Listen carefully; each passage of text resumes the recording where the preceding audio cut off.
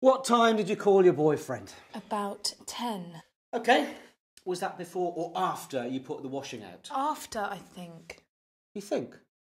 Didn't you put the washing out first, and whilst you were outside, Ray called, and that's why you didn't hear him call? I can't remember. Well, let me tell you, Sophie.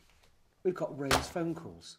And he called you at 9:30. That puts you outside. That's why you didn't hear him call. Maybe I was in the bathroom. I don't know. It's easy to forget, Sophie.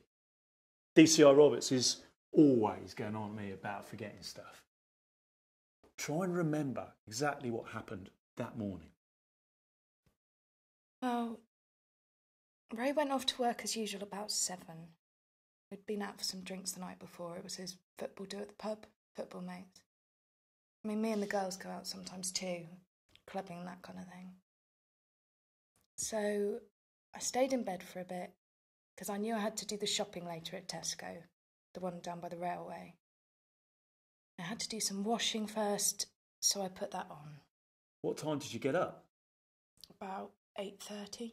So it took you an hour to do the washing? No, I usually do a quick wash unless it's Ray's work clothes. So you put it on when? While I was in the shower. And when was that? Oh, for Christ's sake! I got up, I put the washing on and I had a shower. In that order? Yes, don't you ever listen? Yes, Sophie, very carefully. So it puts you outside when?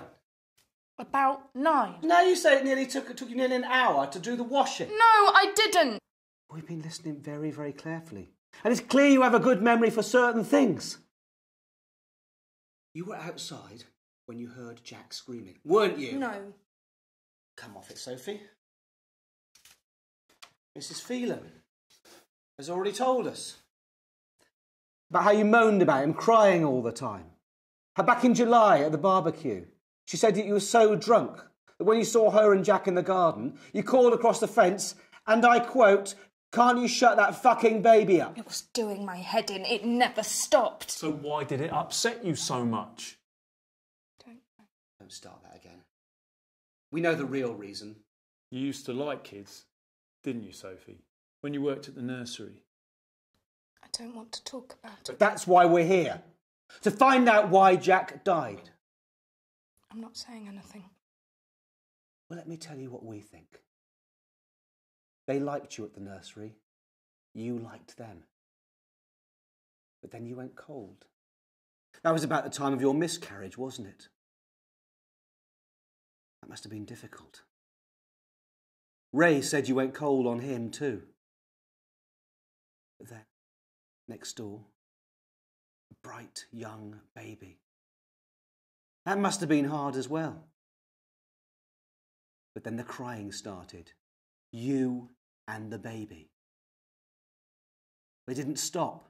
But you knew just how to stop Jack crying, so you went over and... It was just lying there, crying again.